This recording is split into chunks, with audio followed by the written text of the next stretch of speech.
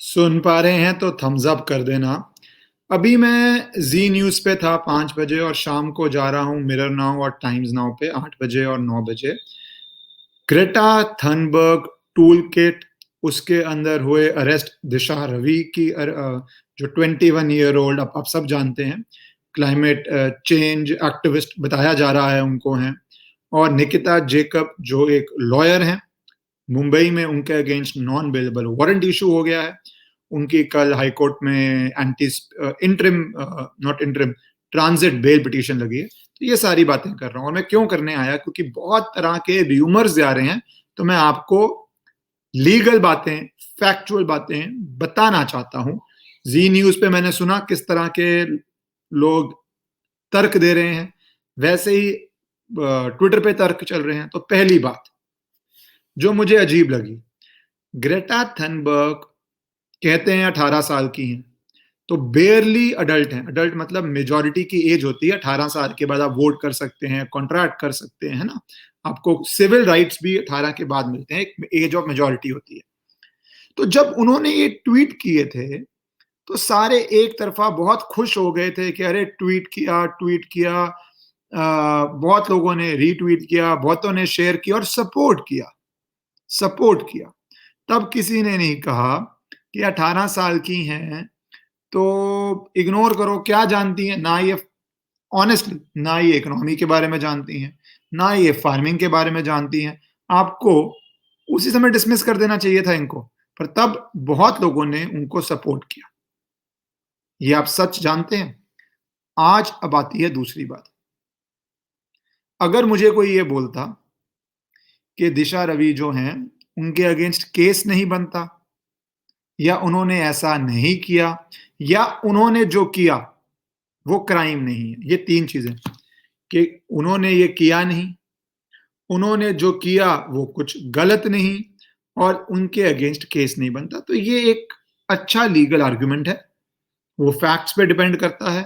और अगर केस नहीं बनता तो किसी को भी अरेस्ट नहीं होना चाहिए, कोई डाउट नहीं। पर ये 21 ईयर ओल्ड और सारे एक लाइन में शुरू हो गए, 21 है या 22 ईयर ओल्ड है, ये मुझे बात बहुत अजीब लगती है। मैं निर्भया केस में कोर्ट गया था कि जुवेनाइल को सीरियस पनिशमेंट दी जाए, वो 18 साल से चंद महीने कम था। मैं कोर्ट गया था उसके लिए, सुप्रीम कोर्ट तक केस गया है वो, सुप्रीम कोर्ट तक वो केस गया था। वो जुवेनाइल बोर्ड गया था, वो हाई कोर्ट गया था, वो सुप्रीम कोर्ट गया था जो मैंने पिटीशन डाली थी, और मेरी एक बात थी। और वो डिफरेंट केस है, मैं डिफरेंट केस की बात कर रहा हूं, मैं एज की बात कर रहा हूं। मैं सच्ची में दिशा रवि की बात नहीं कर रहा, मैं ये एज वाले आर्गुमेंट की बात कर रहा हूं। तो मैंने तब कहा था कि अगर आपका क्राइम है और क्राइम सीरियस है, तो आप ये नहीं कह सकते कि आप बच्चे हैं, आपको पता नहीं। पर वहां तो डिस्प्यूट था कि 18 से कुछ महीने कम था वो आरोपी, और फिर लॉ चेंज हुआ। अब आप 16 के 18 के बीच में अगर करते हैं तो आपको सजा मिलती है। लॉ चेंज हुआ, पार्लियामेंट ने चेंज किया। उस केस में जो मैंने डाला था उसमें कोर्ट ने कहा था कि बहुत लंबे आर्गुमेंट्स हुए थे, लंबे ऑर्डर भी आया है, और पार्लियामेंट ने अंत में ये लॉ चेंज भी किया। तो मैं सिर्फ एज पैन पे बात कर रहा हूं कि जो भी आपको बोलता है ऑन द एज एस्पेक्ट, ये बिल्कुल गलत है।